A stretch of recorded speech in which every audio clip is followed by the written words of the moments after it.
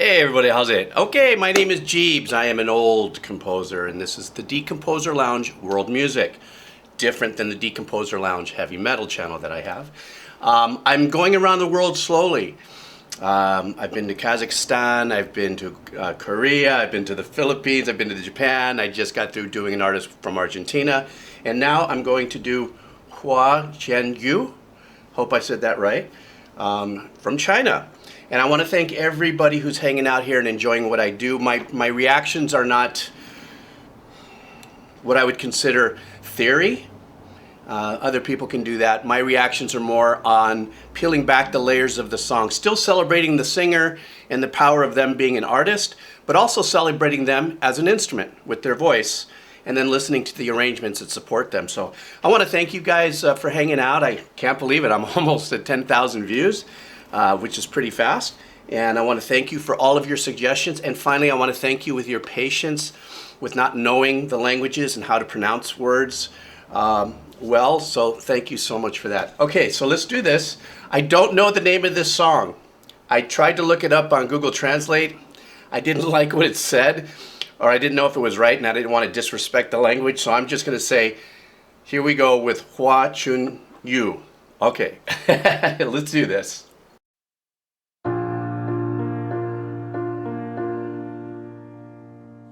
看着飞舞的尘埃掉下来，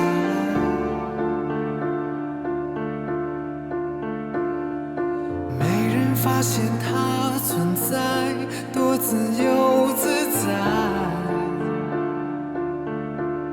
可世界都爱热热闹闹，容不下我百无聊赖。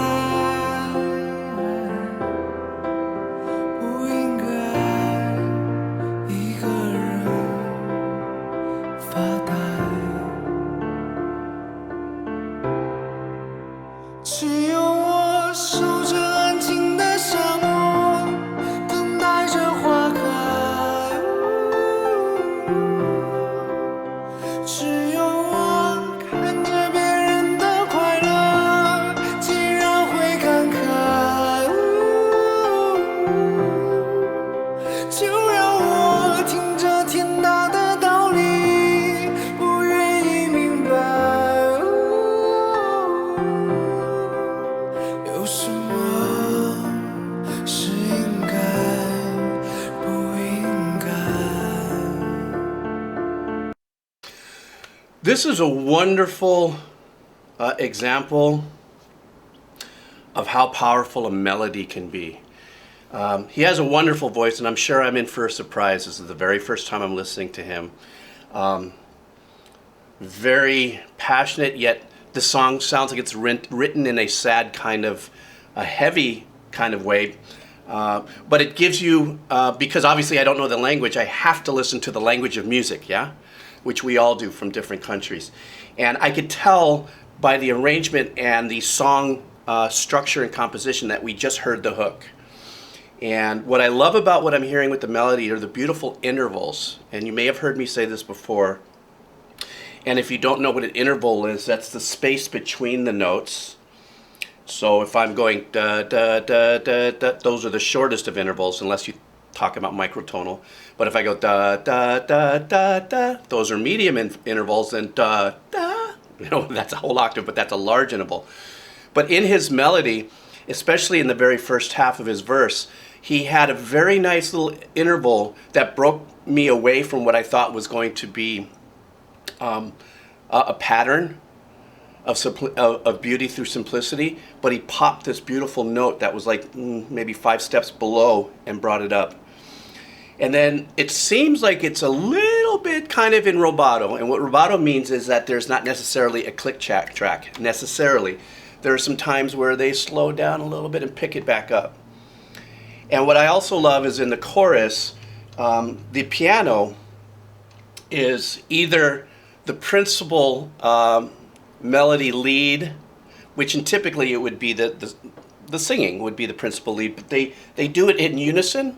So when it da da da da da, but he breaks off obviously from that pattern, but still holds most of the rhythmical aspect of what the piano's playing through that, and I really love that. So So let's continue on. I'm sure I'm in for a surprise here. Here we go. 不应该。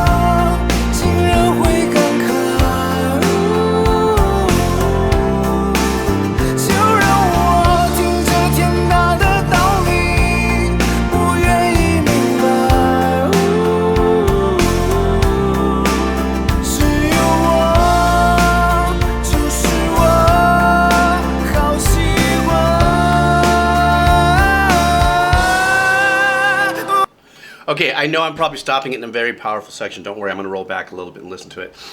But this second half obviously was a huge lift in composition and arrangements, and also his performance power. Because now everything is lifted in the power of the arrangements, it also lifts the performance of the artist. Very unique choice of synth instrumentation in that turnaround before the second verse. So that synth sound that was happening in the back before they came in with the whole power of the drums and the acoustic guitar, and I heard some, little bit of staccato kind of strings going down in the back. Even though in the mix it was kind of sunk back in there, slightly washed with a little bit reverb, I was able to pull that out there. And then you have the acoustic guitar that's starting to hold down a little bit of a pattern. The drums sound great. The engineering I love on this. The drums sound fantastic. But one of the things, do you see how I'm moving and starting to kind of, juke kind of a bit? I am a very big fan of bass compositions. And a lot of people don't take that in when we're listening to an overall performance. A lot of times we glam over the artists and the beauty of the words. And of course, today's day and age, we watch a video too. And the reality is it is about the artist. But the compositions that go behind make such a difference. And if you listen to the bass, you're going to go back and listen to this part of the song, and probably for the rest of the track. Listen to how the bass is taking its arrangement liberties to move around a little bit. So instead of just hanging in there, let's just say with the same rhythm as the kick or the root of the piano, the bottom end, boom, boom, boom. You'll hear that at the end of measures or bars, he might take the liberty and go boom, dun, dun, dun, boom, ba, da. And that is such a powerful thing for me, because the bass owns this part of our listening experience. The bass is always right here. You don't feel it here, you don't feel it here. You hear it here, but you don't feel it here, but you feel it here. And this is a really great bass arrangement. And it is a wonderful tone that works with his voice. So that's what I'm loving about what I just heard. Okay, I'm sorry. I know we were going back into a good section here, so I'll move it back a little more.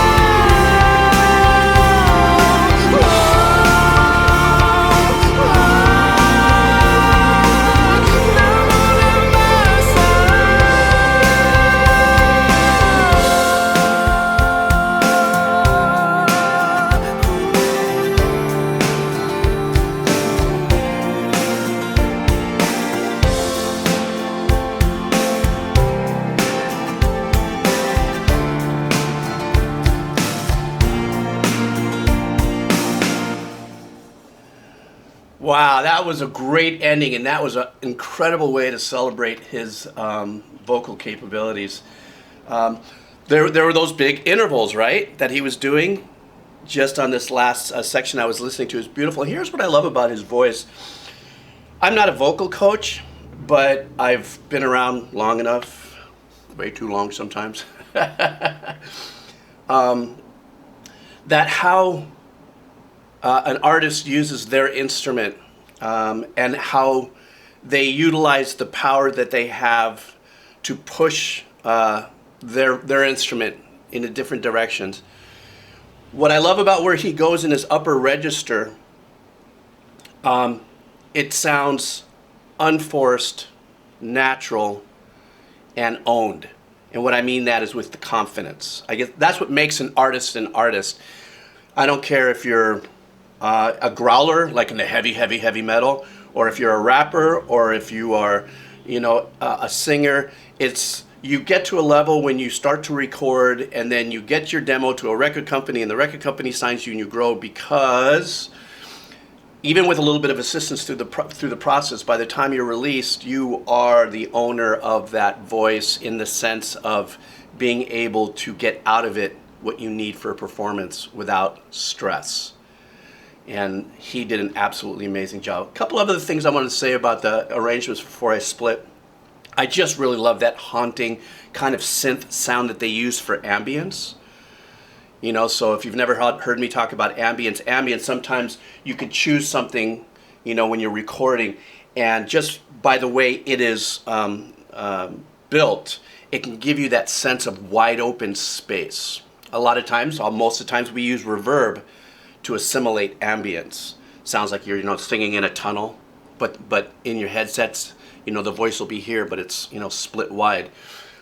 Something else I also want to mention before I bail is there are quite a few layers that are in this last section.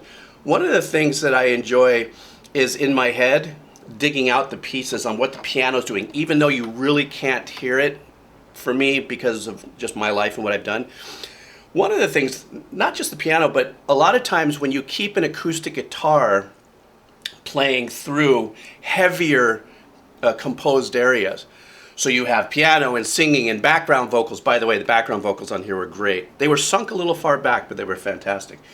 That even though acoustic guitar is still playing, it might get washed out a little bit with the giant composition, but what I love is picking up the acoustic nuance, the rhythmical nuance of acoustic guitar.